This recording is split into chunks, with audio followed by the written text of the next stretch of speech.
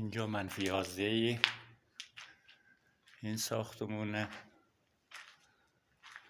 در تعطیلاتی عید نوروزی 1404 اگر مصالحمون تکمیل بشه قراره این پارکینگی اینجا رو بدنش رو سرامیکشو کار کنیم.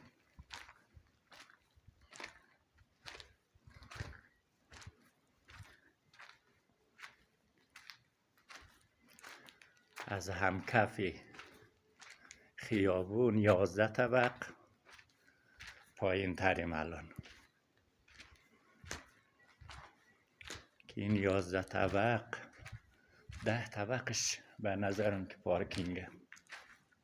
این رمپی که به سمت بالا به سمت منفی 10 میره تا اینجا سرامیکشو قبلا کار کردیم.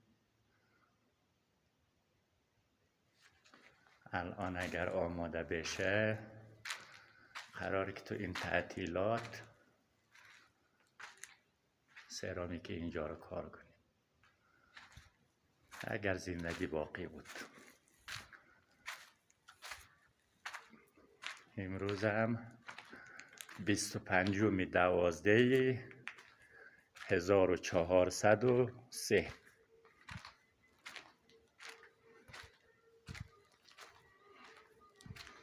الان دیگه کم کم با آسانسور باید بریم دیگه. بارافلک 11 طبق و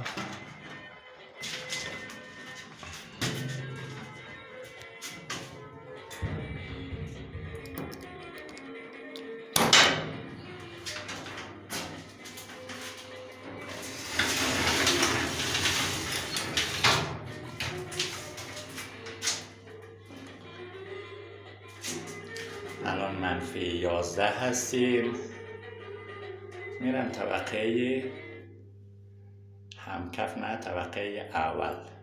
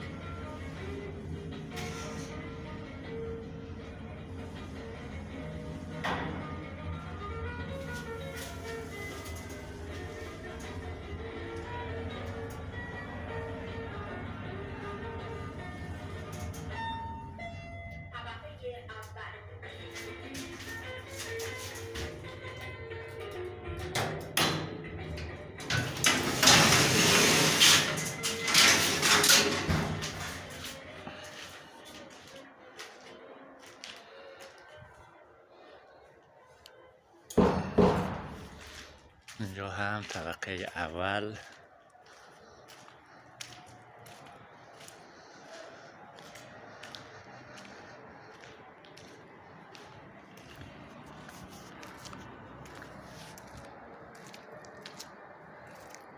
ساختمان تجاری هست، 6 طبق بالا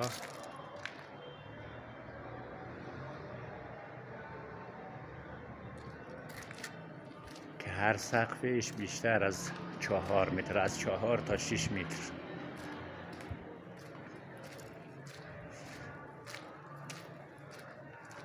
اینم طبقه اول، یک حیاط که تا همین دیروز کارش تموم شد.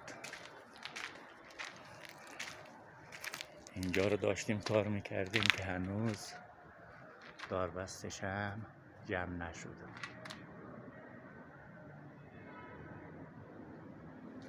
این قسمت رو تا 24 برج 12/1403 کار میکردیم. این نقطه رو قسمت پایینم که هنوز مونده داربستش جمع بشه و بعدش